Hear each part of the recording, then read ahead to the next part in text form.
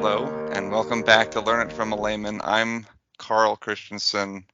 I'm joined by Matt and Tim, and not just your back this time, Tim. I think we That's got right. most of you. Most of me. You'll never have all of me, Carl. Good. I'm glad we won't. Okay, we've taken a couple weeks off here for those of you that listen to our podcast routinely. A couple weeks off, had some traveling going on, bopped about to various parts of the United States. So yeah, we're back though, and we're back with a vengeance. And we are going to do World War II, Part 3, 1943. It came to my attention that I entitled our first World War II podcast, The Basics of World War II. And now we're doing individual years, which doesn't sound really basic as far as World War II coverage goes. But I get to name the podcasts, and so too bad. We're going to stick with the basics of World War II, Part 3, and there will be a Part 4 and maybe a Part 5.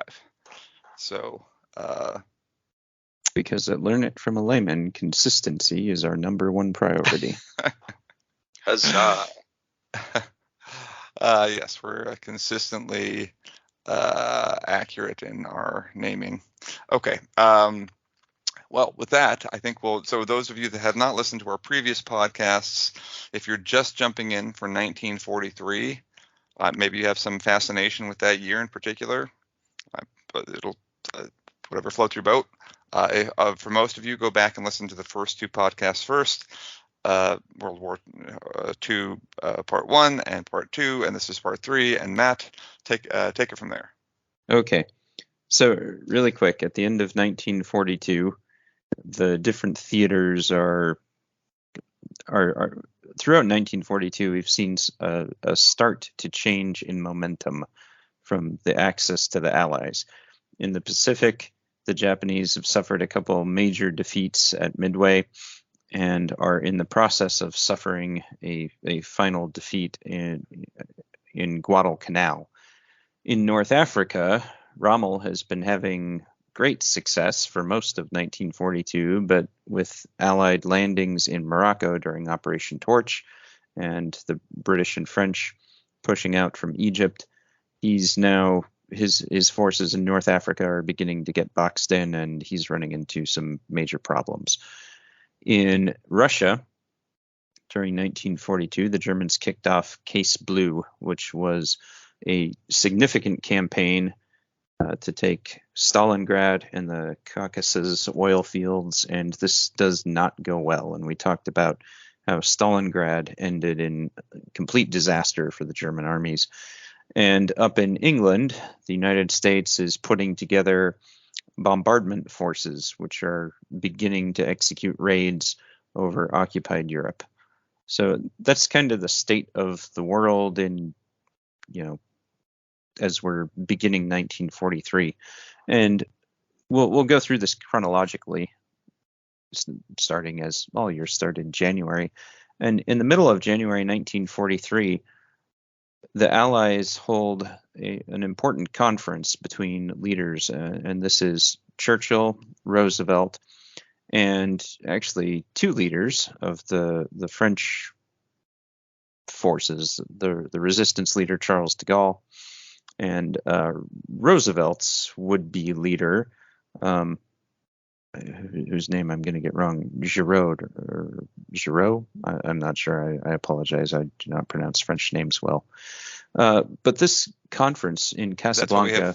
That's what we have Tim for. Oh, no. Oui. All right. Anyway, this conference in North Africa at Casablanca is where Churchill and Roosevelt agree on what they call an unconditional surrender doctrine. We're not going to have Germany bargaining. We're not going to have them say, oh, let us keep this or let us keep that. They are going to capitulate or be annihilated is the plan. Either we're going to beat them completely or not at all.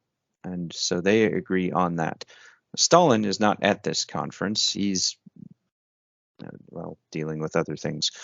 But that's where the unconditional surrender doctrine is established, and that becomes the British and the American policy going forward.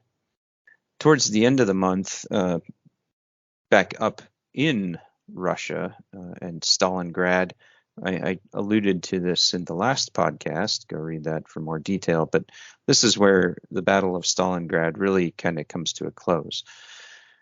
On the 21st of January, the Red Army takes the last airfield around Stalingrad, which means that the Luftwaffe can no longer bring in supplies to the beleaguered German troops, and at that point they're without hope of resupply. They're out of ammo, they're out of medicines, they're out of food, they're just out of everything. And as I mentioned last time, at the end of the month on the 30th, Adolf Hitler promotes the German commander, General Paulus, to field marshal, pointing out that field marshals do not surrender, implying that Paulus will either conquer the Russians or he will commit suicide. Paulus refuses to commit suicide and surrenders the next day. So on the 31st, the Battle of Stalingrad kind of comes to a close there with a disastrous loss for the German army. And this is the first real German loss that is made public in Germany, where it gets out that our army just got, or this particular army just got annihilated. And so that starts to become one of the major turning points on that Eastern Front campaign between Germany and Russia. Germany will have some other successes, but by the end of 1943, as we will see, they will be on the run. It surprises me that the Nazis would allow information like that. I mean, back in 1943, you had more control over media as well, I'd imagine, as far as... And you don't have Twitter or Telegram or whatever. I don't know. But yeah, somehow this gets out. And I don't know the particulars of that story, but it's a publicly acknowledged thing. And I mean, this is large. There's soldiers writing letters home. Right. And suddenly those letters aren't coming. There's only so much you can do to cover up the loss of hundreds of thousands of men. And we will refrain from further discussion about. We will just refrain, given where we are right now. Anyway, other things wrapping up 1942 actions. The Guadalcanal campaign has its last major naval battle, where the Japanese actually kind of win this one. This is the Battle of Rennell Island, and it's an evacuation operation by the Japanese. They're trying to get their few remaining forces off of Guadalcanal. The U.S. Navy is not wanting that to happen. They want these people either captured or killed. There is an engagement between a small Japanese task force and a small American task force. The U.S. Navy loses the heavy cruiser USS Chicago and one destroyer. And they do manage to successfully evacuate their remaining soldiers from Guadalcanal. That's the last of a lengthy series of naval battles that have been fought around Guadalcanal, starting way back in 1942 in the summer. Elsewhere, you have the beginning of a major operation. The United States has put a number of bomber forces in Europe throughout 1942, and they've begun launching raids on occupied France, other occupied countries. But on the 27th of January, the U.S. Army Air Corps launches its first air raid on Germany itself, and this will continue throughout until the end of the war in Europe. And it's the first of many, many, many raids. Launched from Britain? Yes. Throughout 1943,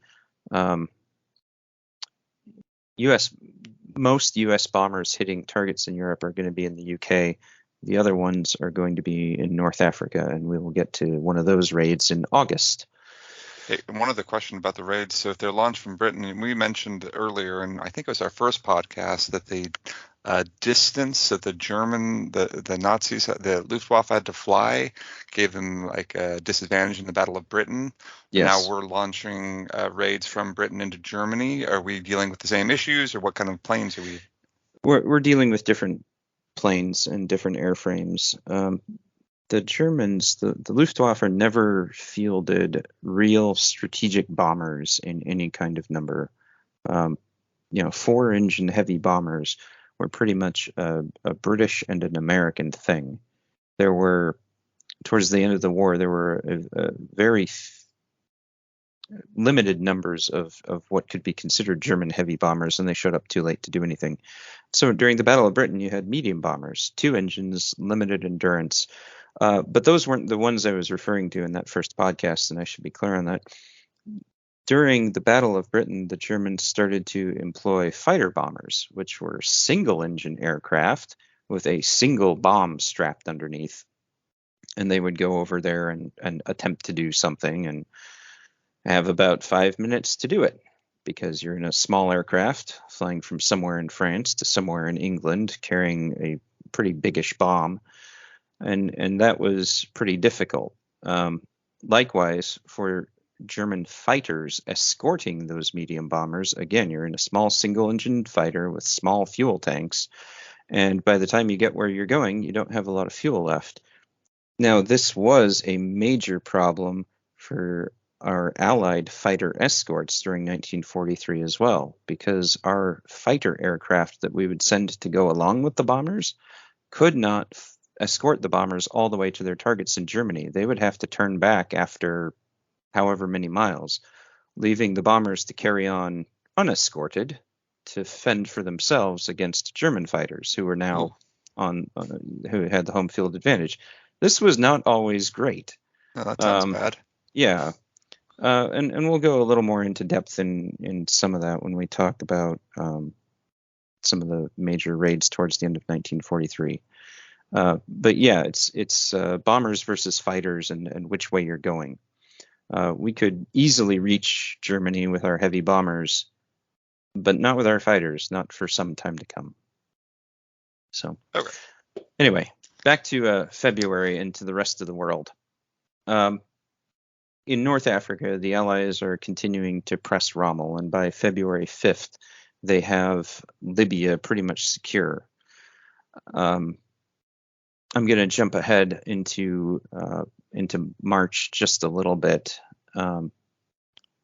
March sees Rommel's last real offensive attempt in North Africa before he is pushed back and actually flees.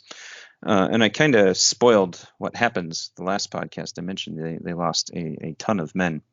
But in March, the Battle of Medellin, I probably said that wrong, takes place. This is Rommel has all these Allied forces there, and he has what is called the Mareth Line in Tunisia, and it's a natural formation that is not easy for tanks to cross through. It's rocky. It's just not something that is easily breachable. But the Allies are all lining up to push through the Mareth Line and take the rest of Tunisia and obliterate Rommel's forces. So before they can do that, he launches a spoiling attack against these mustering Allied forces, thinking that if he can strike them quickly, he can foil their plans to do their own offensive.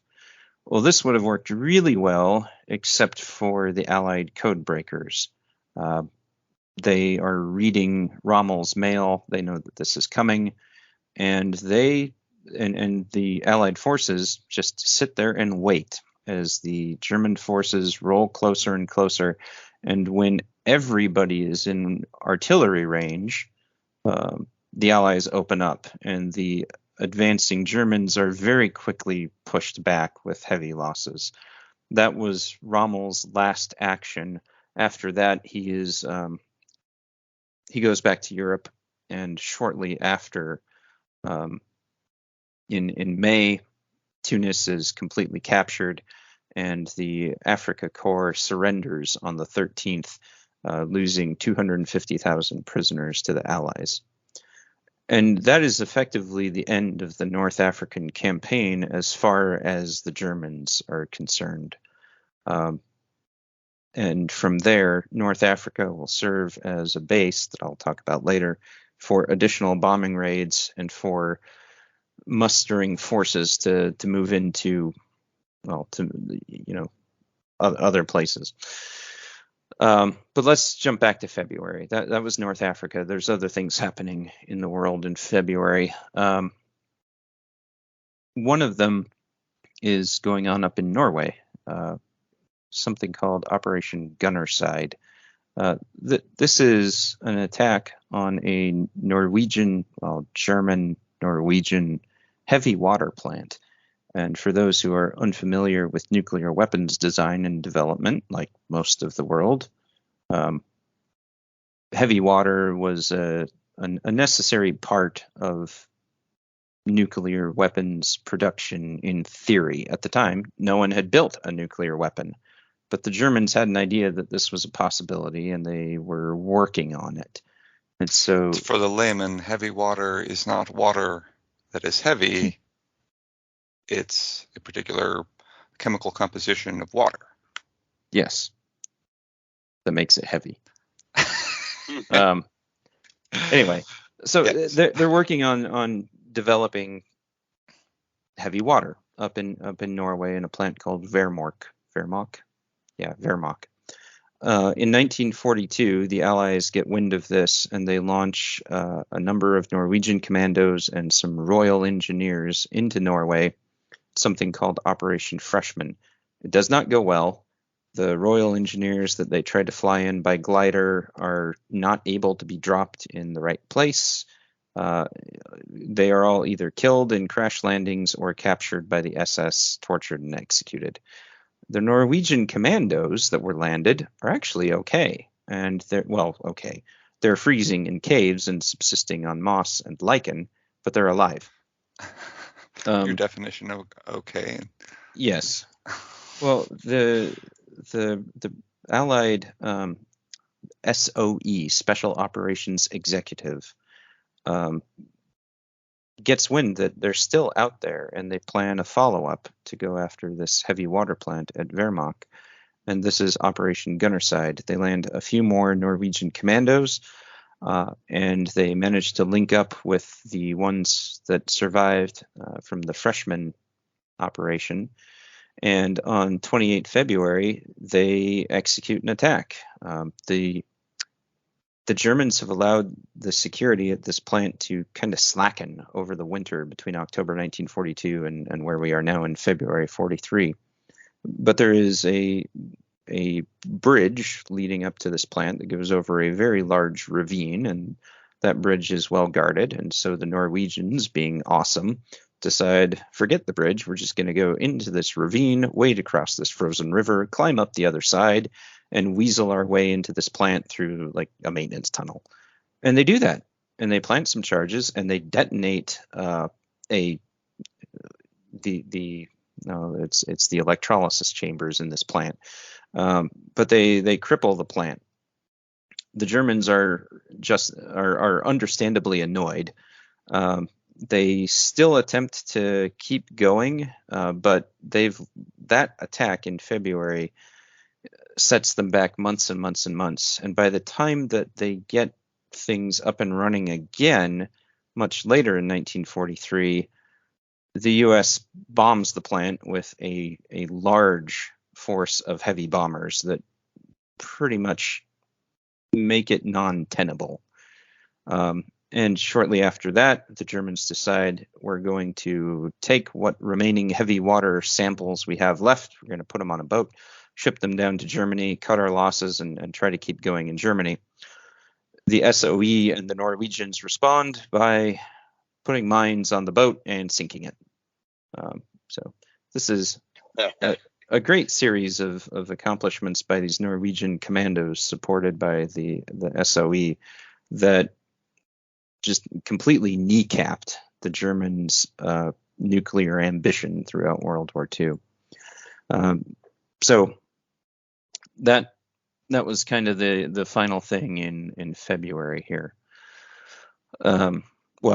February, and then extending into October, and then that ferry was actually attacked in a year later in February 1944. So you got some bonus chronology in this podcast. But let's move up to March of 1943.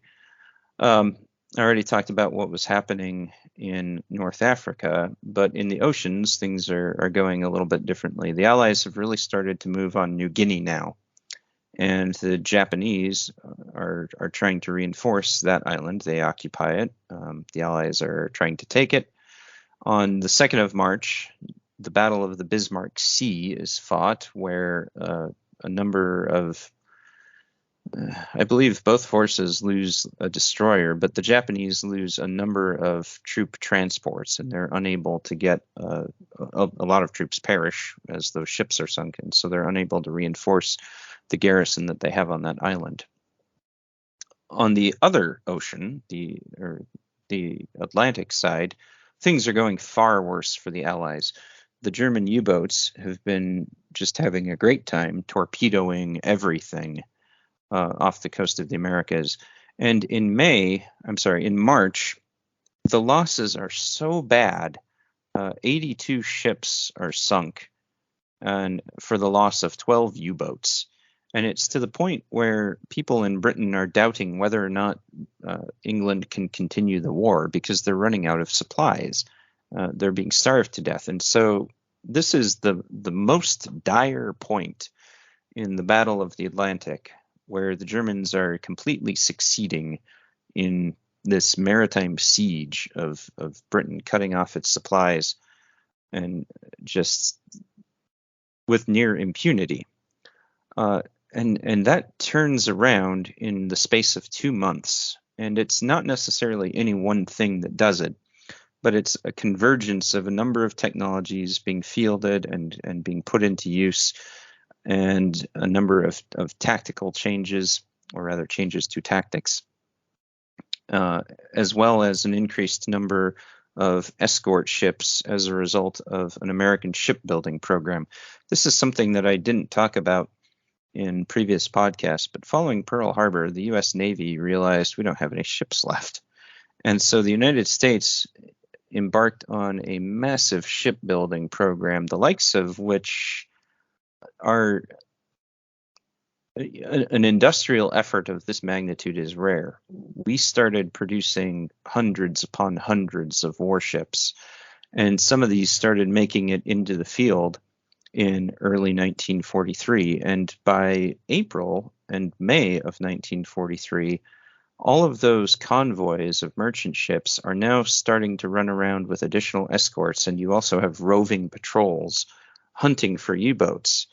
One of the other advances was in airborne radar, and you asked me about that in a previous podcast. Well, the British had actually developed a big, bulky airborne radar that you could put on a large multi-engined patrol aircraft, and it used a wavelength that was meters long. It was pretty low frequency. The Germans responded by developing a countermeasure called METOX, that could detect when those radar emissions were coming in and would immediately alert the German captain that, yes, something is out there with a radar. And then if that radar started to get closer to you, the METOX would alert you that not only is a radar out there, but it's headed toward you now. You should move. And so you could find, in theory, a German U-boat with this meter wavelength radar, but by the time you got there, it was gone, submerged, and the radar doesn't work very well when your submarine is underwater. Well, in early 1943, the British developed a centimeter wavelength radar that, it's in a different frequency band.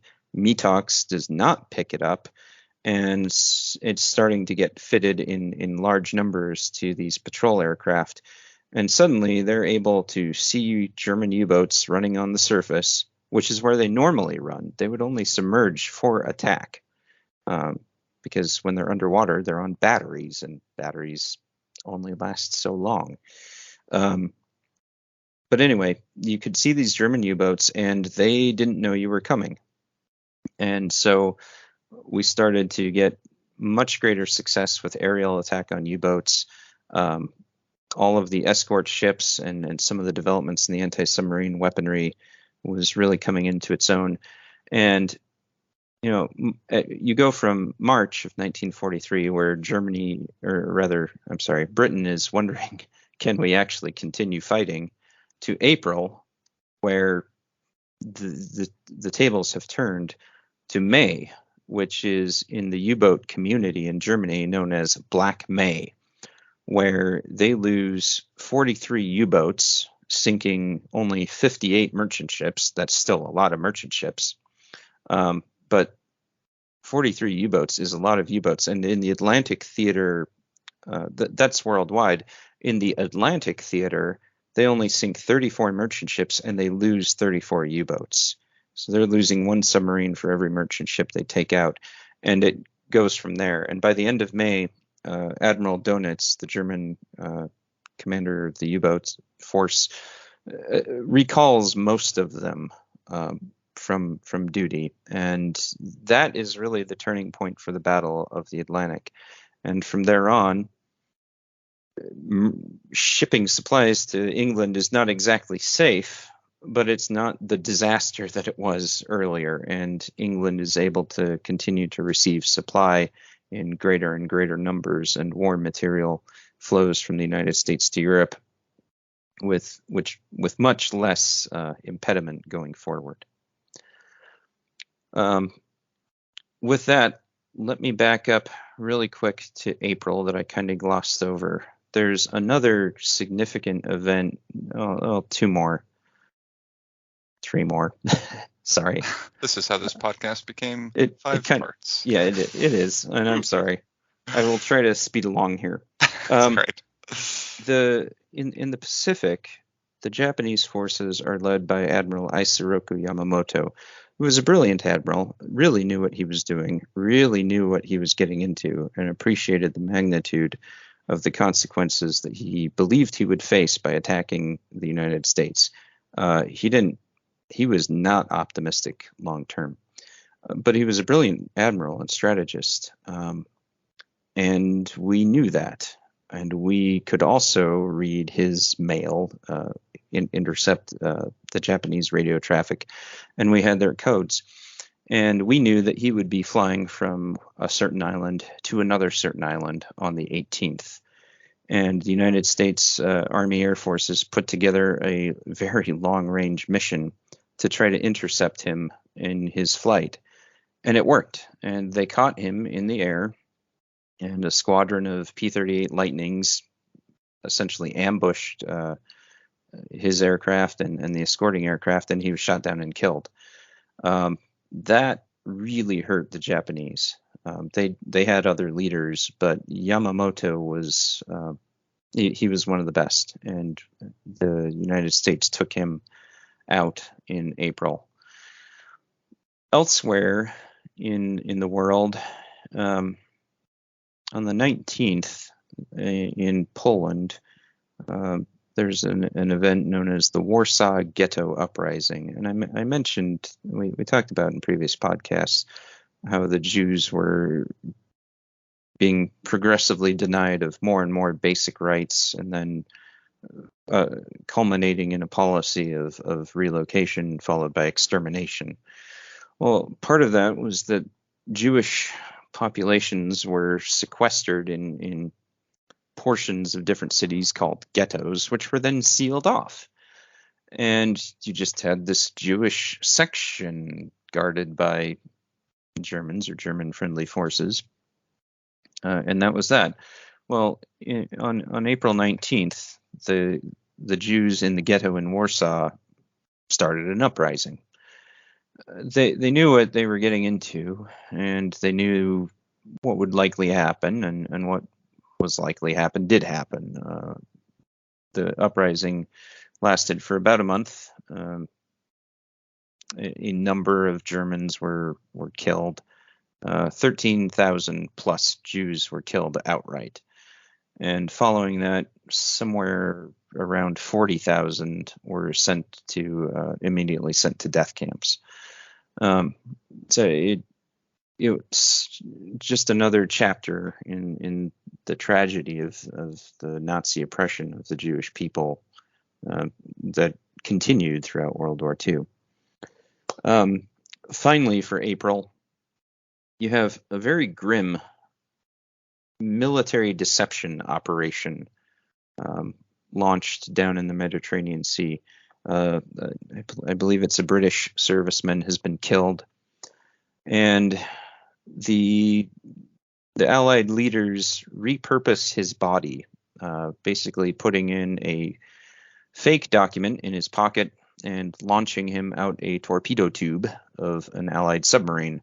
His body washes up on shore in Spain. It's recovered by locals. The document is recovered by locals. And the document says, top secret, the Allies are definitely going to land at this point in Italy on this day. The Germans get that document, and they planned for the Allies to come and land at this point on that day. Shortly after that, the Allies land on Sicily on a different day, and we will get to that.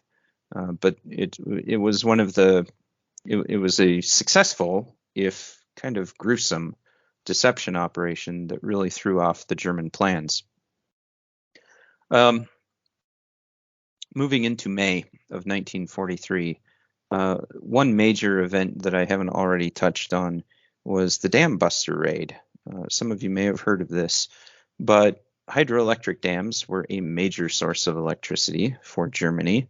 And in particular, in the Ruhr Valley, there were 3 major dams that were providing a large amount of electrical power to a large amount of German war industry. And the Royal Air Force High Command wanted to take that out. And they developed a tactic and some equipment whereby a heavy bomber would fly over the water at an altitude of a few feet and drop this cylindrical shaped bomb that would skip over the water, whack into a dam, sink below the surface of the water at the foot of the dam, and then detonate. Maneuvering a heavy 4-engine British bomber down a narrow river valley at night, carrying this giant bomb while being shot at by Germans is not fun. This sounds remarkably like the Death Star run. Almost. Except this was real. Target. Yeah, and they did it, and it worked. That's crazy. On I believe it was May 16th, number 617 Squadron, which today within the Royal Air Force is the Dambusters. They launch this raid, and they go after 3 dams, and they breach 2 of them. Causes massive flooding. The entire Ruhr area loses power, and it is a brilliant success. It takes a while to get repairs in place, but that's kind of one of the legendary raids of World War II, the Dambuster raid. So there you have that. Are any of them Rogue Squadron? No, but I mean, okay, Star Wars is cool and all, but these guys actually did it. Yes, it's much cooler to be part of the RAF, but it would have been really cool if they had been the RAF and Rogue Squadron at the same time. I'll write that suggestion to Boris Johnson, see if he wants to rename his. No. All right, let's stick with the British doing great things. In June, prior to the Allied invasion of Sicily, the British take Pantelleria in the Mediterranean. They capture 11,000 Italians there, and now the stage is set for July, wherein Operation Husky is the invasion of Sicily. And thanks to that aforementioned deception operation, the Germans and the Italians do not think that this is going to happen where it happens. And the Allies invade Sicily. They capture Palermo on the 22nd of July. On the 25th of July, Mussolini is arrested, and by September, I'm jumping way ahead, Italy has formally surrendered to the Allies, and we'll see how that goes. Jumping back a little bit to the Pacific, in June, you also have the start of what became known as an island hopping campaign. And this was a strategy in the South Pacific whereby rather than go to each island held by the Japanese and bloodily fight our way across it, either annihilating the Japanese occupiers or, heaven forbid, getting beaten back ourselves, the U.S. Navy and the U.S. Marines adopted a strategy of let's not attack each island. Let's attack the island behind the island that they are on. And so if the Japanese have a large presence on some South Pacific island, we're going to go behind it. We're going to attack the next island in line to Japan. We're going to set up camp there. And you guys in that island that we skipped, well, good luck getting resupplied. And that was what they did. So June 21st, the Marines land on New Georgia. They take that and they continue jumping over Japanese-held islands in the South Pacific through much of the rest of the war. In the Central Pacific, the strategy is different, and there are many times where the Marines do go head-to-head with Japanese defenders in some very, very bloody campaigns. But that island hopping concept kicks off in June of 1943. Let's go up to the Eastern Front of Germany and the Soviet Union for July. I mentioned things have not been going great for the Germans since the Battle of Stalingrad, but they've still had some successes. They've gone in, the Soviet Union has retaken Kharkov. Well, that's great. The Germans retake Kharkov shortly after that. But in July, the Battle of Kursk is Operation Citadel for the Germans. Kicks off on the 4th or 5th of July. And this is a battle of a scale that is...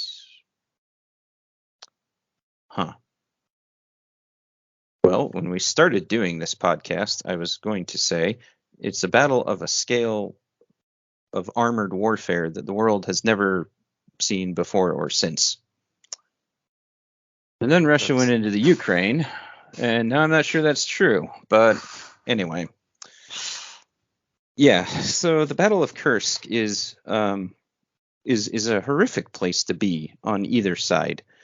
On the 12th of July, as part of the Battle of Kursk, you have the Battle of, I'm going to get this wrong, Prokhorovka, or something like that.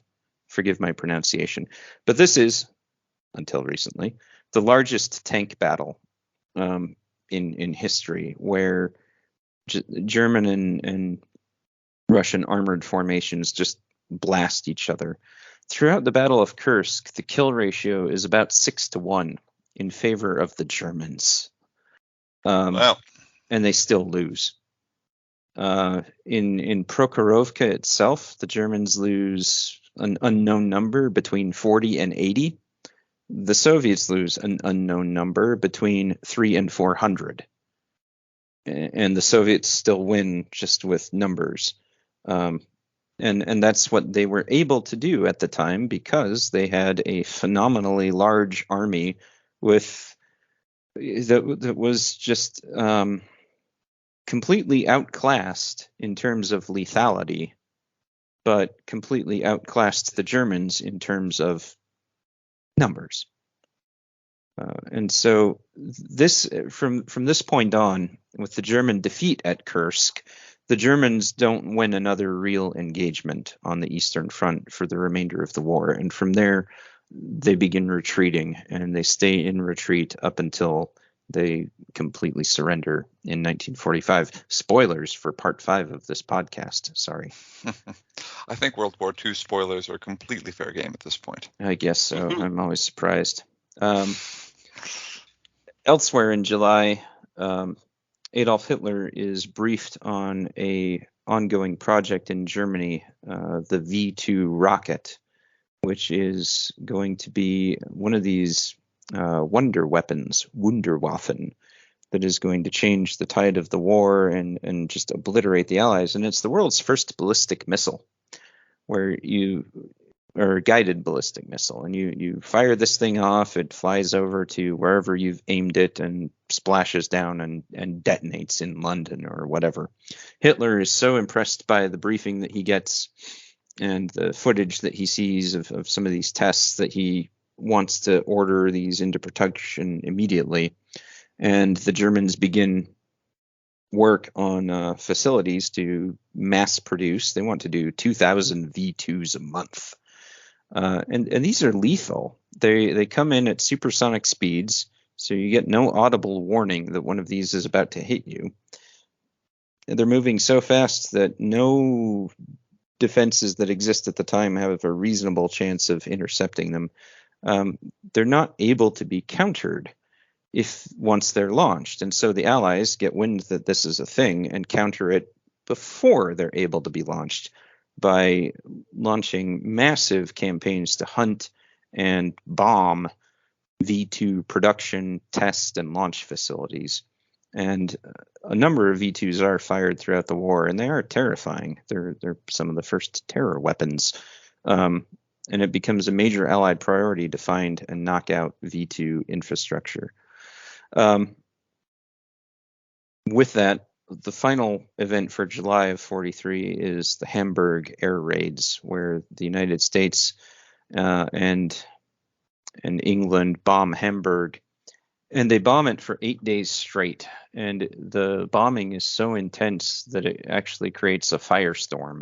And a firestorm is a technical term for an actual phenomenon where temperatures are so heated that sheets of fire are just blown around. You get massive winds and you get massive temperatures, and it is you don't survive if you're in it, not even close.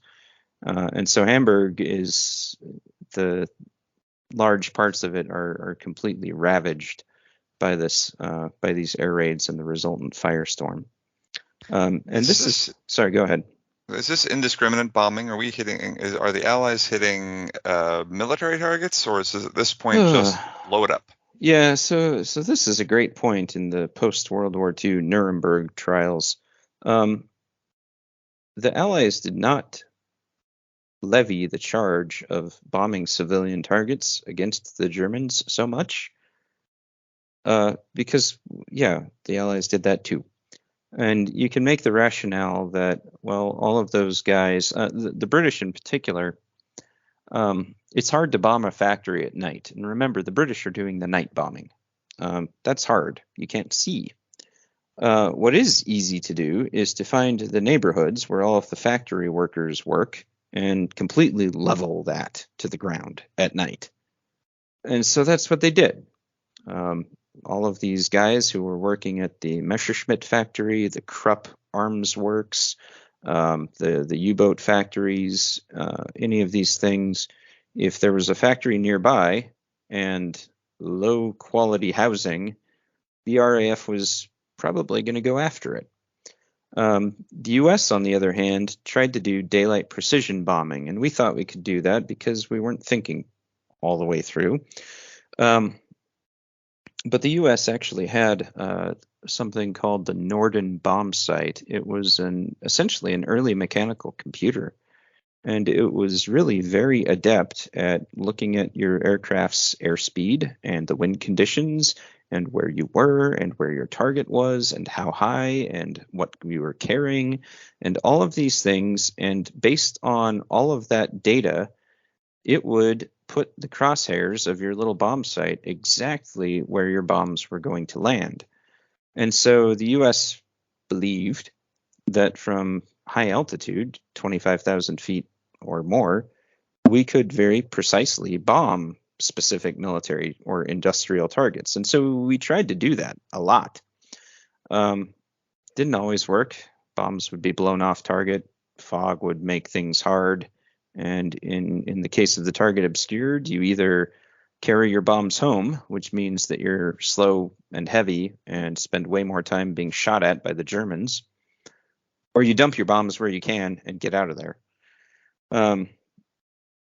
And I don't know. I'd have to look it up, but I don't know if Hamburg was the result of night bombing, daylight bombing, or a combination. But some of these, it was just, this city has to go. And intentional or not, Hamburg was not completely destroyed here, but it was a major raid with a lot of casualties. Sure. So, and again, now I would have said war is not fought that way anymore. And I can't say that anymore. Yes, recent history aside. All right. So moving on to August. August, I kind of alluded to this. August 1st is Operation Tidal Wave, which is another American air raid from bases in North Africa, going after Romanian oil production. And Romania has been one of the chief suppliers of German oil, and I mentioned last podcast that this was pretty critical to the German war machine, and Romania had been concerned that they weren't going to be able to meet the needs of the German war machine, which is part of why the Germans tried to go after the oil fields in the Caucasus, part of why it was so bad for the Germans when they failed. But the Allies, recognizing the importance of all that oil and what it would mean to their war effort, we launched a raid to try to cut it off in Romania. And if you've ever been to Ploiești, Romania, and I spent 6 months living there, there's a lot of oil fields there. The raid did not go particularly well. A large number of heavy bombers were lost due to some navigational errors and some landmark confusions. Many of the bombers went to the wrong target, ended up overlapping targets with another bomb group. One group showed up right as another group's bombs were detonating on the field. And this was a bit of a unique raid in that it was a very low-level raid. These were 4-engine heavy bombers that were coming in at an altitude of, a few dozen feet. And there are some very famous pictures, if you look up Tidal Wave World War II or the Ploiești air raid, of these B-24 heavy bombers just like below smokestack level in the Ploiești oil fields, completely surrounded by smoke and fire. With all of that, the damage was not significant on this raid, and losses were very heavy. But it was a very ambitious raid. It was at about the extreme limits of the range of Allied bombers, and it was the first serious effort to go after that Axis oil production. And that effort would continue throughout the remainder of the war, and it would eventually be successful in really effectively starving the German war machine. And we'll get into that when we hit 1944. So elsewhere in August, the battles in the Pacific continue on, and I'll kind of move over that actually. By the 17th of August, Sicily is under Allied control in the Mediterranean. And out in the Pacific, a young Navy officer named John F. Kennedy has his torpedo boat rammed and cut in half by a Japanese destroyer. Doesn't go well for him, but I don't know how. Yeah, go ahead. Sorry, quick aside. I think our last podcast we were discussing Malta and Mediterranean, the way that we were getting ships in there, and I had questions about Gibraltar. I did some research subsequent to that. Gibraltar was actually held by the British and had been for a while before. Yes. So I didn't know that before, and it wasn't clear to me during the podcast that was the case. So, because I thought it was Spanish territory, because it looked like it was part of Spanish territory. But Gibraltar was held by the British, so getting in to the Mediterranean via the Strait of Gibraltar was fine because the British. Yeah, it was once you were in the Mediterranean, getting anywhere else that you wanted to go. Right. So yeah. All right, let's move up to September here. A couple things. We'll focus on Italy here. Italy surrenders in secret on the 3rd of September.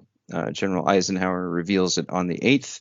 The Germans respond by promptly losing their minds, taking over the defense of Italy. Basically, I mean, if you're Germany, your ally Italy has just said, hey, we're done. We're not on your side anymore. Also, there's tons of guns, ammo, warships, all of these things in our country to your vulnerable south, and we're letting the Allies in. So the Germans do not react positively to this. They immediately take over the defense of Italy and continue to resist the Allied invasion. It doesn't end up changing anything. The Allies continue to land at Salerno and at Taranto, and Italy eventually falls. Corsica is liberated on October 4th, and the Germans are pushed back. But one interesting little episode, Mussolini has been arrested and is being held in some mountain fortress. Well, the Germans want to get him out because he's Hitler's favorite puppet. And so they actually rescue him in a commando operation where they land a German light liaison plane in the courtyard of this mountain fortress in an airstrip that's maybe a few dozen yards long. They load him on, and on that same airstrip, they manage to actually take off and evacuate Mussolini, which goes really well until he is recaptured and executed. But Italy is kind of the main theme for September of 1943. In the Pacific, the Solomon Islands campaign is effectively wrapping up as the Allies continue to move through the South Pacific. And when I say Allies, I mean Australia, New Zealand, and the United States chiefly. Going towards the end of the year, let's talk about the Schweinfurt raid. So we talked about how the United States bombing raids into Germany and Fortress Europe were daylight raids, and they were able to be escorted part of the way by the Royal Air Force until they ran out of fuel, or by American Air Force or Army Air Corps fighters until they ran out of fuel. We didn't have long-range fighters in the inventory at the time, and so after a short while, they were on their own.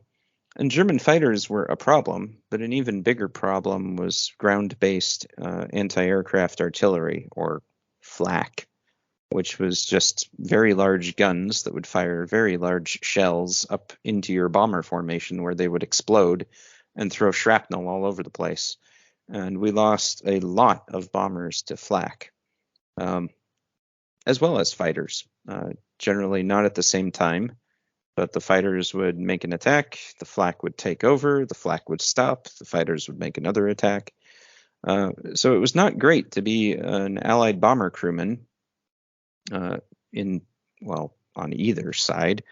The British at night had their bomber streams, but they also used a certain radar to home in on the beacons that were marking their targets. Well, the British figured out how to track the emissions of those radars, and so they would ride the beam straight up to the British bomber in a night fighter and blast it. And the British night bombing forces lost. They suffered horrific losses. They continued bombing, but either way, it was not fun to be an Allied bomber crewman in 1943. And for the United States, this culminated on the 14th of October. known as Black Thursday. It was a raid on a ball bearing plant in Schweinfurt, Germany. And the Allied planners had looked at key points in German industry, and they looked at ball bearings and they realized, hey, these matter a lot. An average German chunk of military equipment has ball bearings all over it. If we can knock out the production of these ball bearings, this is better than knocking out a factory that produces fighters or tanks or artillery. This could hurt all of them at once. And so we launched a massive air raid against the Schweinfurt ball bearing plant. It did some damage, not enough to really impair production. And in exchange, we lost 60 B-17 heavy bombers. A B-17 heavy bomber is crewed by 10 men. That was 600 American airmen lost in a day, not including killed or wounded in the other bombers that actually made it back. And so losses were so bad from Black Thursday that the United States actually suspended bombing raids for the remainder of 1943 until we could figure out how to make our force more survivable, because the losses were not sustainable. That said, the British continued bombing, and on the 22nd, 23rd, they executed the Kassel raid, where they bombed Kassel and created another firestorm that was absolutely devastating. Air raids continued in one form or another around the clock, but the U.S. Army Air Corps paused their daylight raids for some months. And when they were able to resume, they made changes that we'll talk about next time that made their bombing runs a lot more survivable.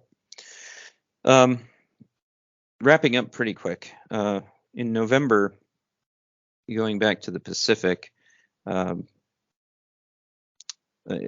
number of different things happened. I'm sorry, I missed one in October. On October 6th, there's the Battle of Vella La Vella in the Solomons. This is the last actual Japanese victory, and I apologize, I misspoke earlier.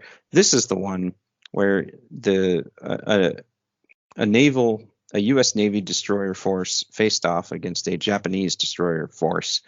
Each side ended up losing one destroyer. But the key point was that this was a victory because the Japanese were, again, evacuating another beleaguered garrison from Vella La Vella.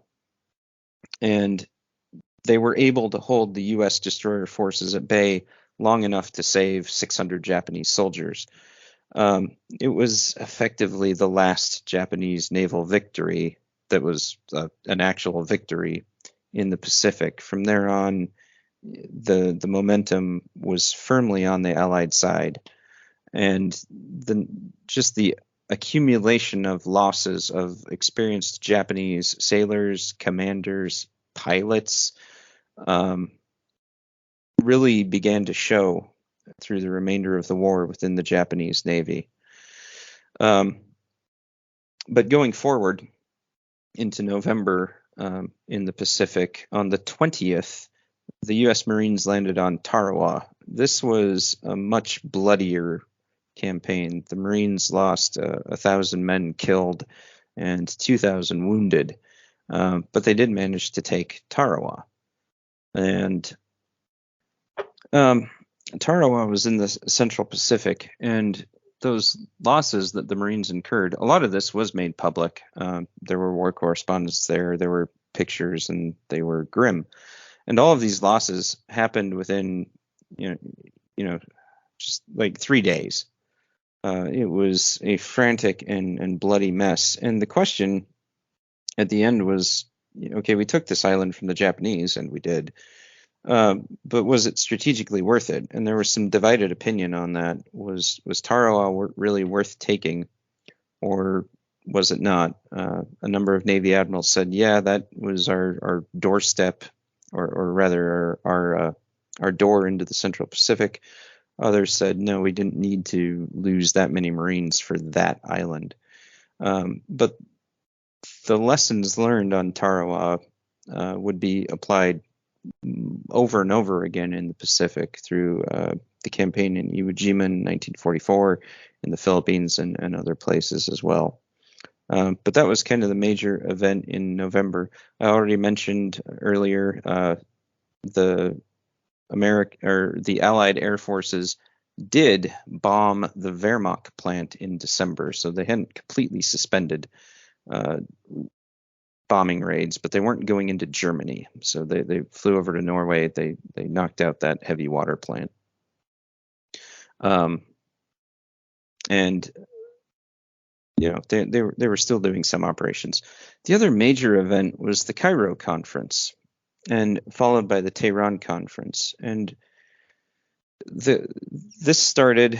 President Roosevelt met in Cairo with Chinese authorities to plan the defeat of Japan, and from there went to Tehran, where he met with Joseph Stalin and Winston Churchill, and they planned out what would become Operation Overlord, the Allied invasion of Europe from the West, as the Russians are now, momentum is swinging onto their side following the German defeat at Kursk.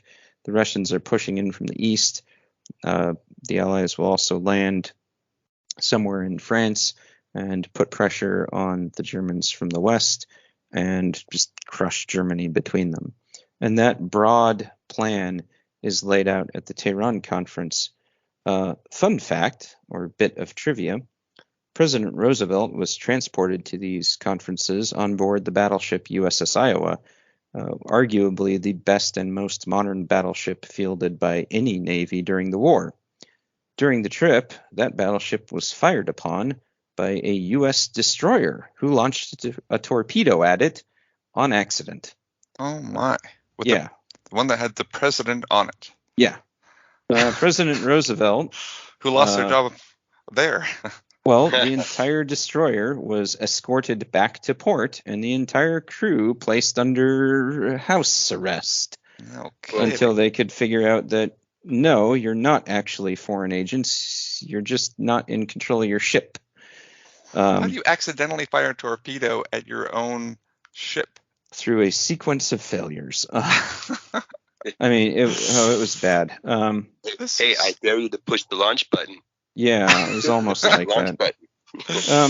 President Roosevelt, think what you will of the man, but when he heard that this was happening, people immediately rushed to get him to a safe location. In a battleship, even if a torpedo is coming, there are places that are safe. Roosevelt, in a stunning display of an American president being a boss, said, "No, I want to watch," and wheeled his wheelchair over to a railing and watched this happen. The torpedo did not hit. The Iowa promptly trained its guns on the offending destroyer until it was escorted out of the formation. But yeah, that was great. The last things that happened in 1943 are in December, and they set the stage for 1944 and really the beginning of the end for World War II. On the 12th, Erwin Rommel, the Desert Fox, who has survived the North Africa campaign but lost 200 some odd thousand men, is made the head of Fortress Europe and is really in charge of the defense of Europe from the incoming Russians and the threat of Americans and Brits and Italians and others. Later in the month, General Dwight D. Eisenhower is appointed the Supreme Allied Commander for Operation Overlord, which will be the American, British, Canadian, and French invasion of Normandy that will happen in the summer of 1944. And so that's where we will conclude. The 1943 has now seen momentum shift firmly to the side of the Allies. The Battle of the Atlantic has resulted in the German U-boats being pushed back. The Russians, at phenomenal cost, are now, or rather the Soviets, are pressing the Germans to retreat on the Eastern Front. The British and the Americans are beginning to prepare for the invasion of France and the subsequent drive into Germany. And the Allies are continuing to progress across the Pacific closer and closer to the Japanese homelands through island hopping in the south and through taking other islands such as Tarawa in the Central Pacific. And with that, we will adjourn until part 4, where we talk about 1944. And then part 5? Yes. Probably. Okay, well, this is good. There's a lot here that I'm learning, and a lot of I'm wondering if George Lucas really based Star Wars on World War II. I don't know. You know who another big fan of all of that, the Dambusters, Sir Peter Jackson of Lord of the Rings fame has reportedly been trying to make a recreation of the Dambusters film for some years. But yeah, if that ever takes off, I would hope that he would be one to do it justice. Yeah, that sounds awesome. Okay, well, before we bid our listeners adieu, I wanted to thank, so I think I mentioned in our previous podcast, one of the recent podcasts that we've done, New York has really stepped up its game as far as listening to our podcast. A large number of listeners now from New York. So I was just in New York recently, and it was incredibly cold, and so I didn't appreciate that. But otherwise, it's just because you live in California. That's true. But it was actually cold. It was legitimately cold. Not California cold, but like when I used to live in Illinois. Illinois is also one of our big listener base. It wasn't Illinois cold quite. It was the end of March, and so of course it wasn't going to be that cold. But it was legitimately. It wasn't Arizona cold either for Tim, who gets a chill when he thinks about temperatures under 70. So that's right. Get your coats. We will be back again soon. We've got a number of podcasts in the hopper, like always. But we've got our next World War II podcast, which should be coming in the near future. In the meantime, follow us on Spotify and Apple Podcasts, or whatever they're called, iTunes, and